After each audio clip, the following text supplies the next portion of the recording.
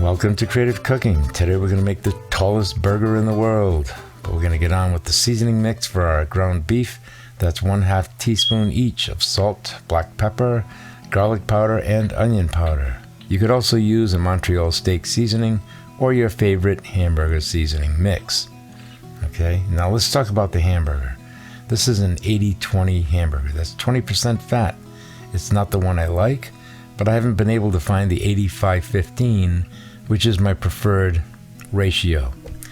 But we're going to go ahead and move forward with the 80-20. Just means we're going to have a little more excess fat. So after seasoning that hamburger the way we like it, we want to measure these things out to be quarter pounders. For that, I use a scale. Kitchen scales are great for this. And yeah, you just want to roll it into a little ball, give it a weigh, and see how close you are to that 4 ounces.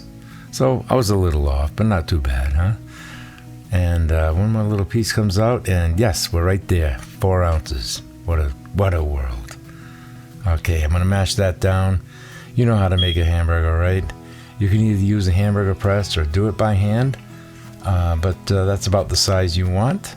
You want it to be a little bit bigger. And then we're gonna slice up some mushrooms, and these are probably the freshest mushrooms I've bought in months. They're beautiful.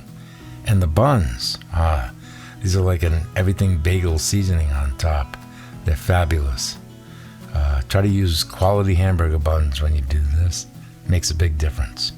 Then I like to toast them on the griddle.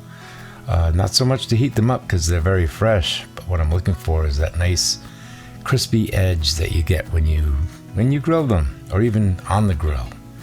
But remember, even though this can be done on the grill and you'll get wonderful grill flavors, this is really intended for people who don't have access to a grill, in which case your skillet is your best friend. All right, so we're going to go ahead, we're going to cook those burgers, but as you can see, there's quite a bit of fat that comes out of that 80-20 ground beef. So we're going to drain that off, but we're not going to wash the pan because we want that flavor that's on the bottom. Then we'll go ahead and toss in our mushrooms, and then a little bit of water to get the cooking process started. All right, because those mushrooms are going to exude their own liquid that will eventually evaporate. Then we'll season with salt and pepper, a little dab of butter because we removed all of the fat from the bottom of the pan, and we need something to saute them. And you want to saute them until the pan starts to run dry again, and they're a little bit browned, and they've absorbed some of that flavor from the skillet. That's what makes them good. And remember, you can do that with onions if you don't like mushrooms. Then we're going to return the burgers back to the skillet along with any accumulated juices on the plate. And the main purpose of doing this now is to melt the cheese.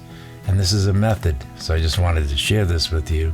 Put your slices of cheese on top, add about a tablespoon of water to the pan, and put a cover on right away.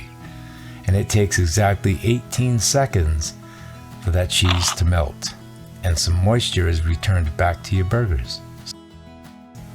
So let's get ready to build our Leaning Tower of Pisa. I don't have any lettuce, but I have some tomato.